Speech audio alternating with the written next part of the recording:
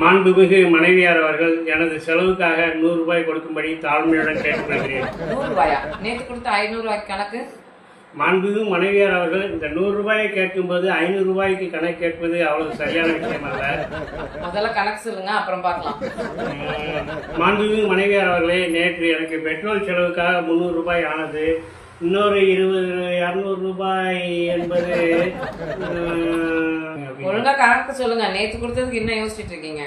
மாண்புமிகு மனைவியார் அவர்களே, இந்த மாதிரி திடீர் என்று கேள்வி கேட்கும்போது நான் எப்படி சொல்வது?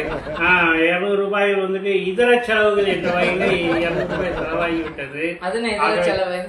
மாண்புமிகு மனைவியார்களே, இதர செலவு என்பது இதர செலவு தான். அதை விட்டுவிடுங்கள். நீங்கள் இப்போது 100 ரூபாய் கேட்கிறேனாலோ அதை கொடுக்க பாருங்கள்.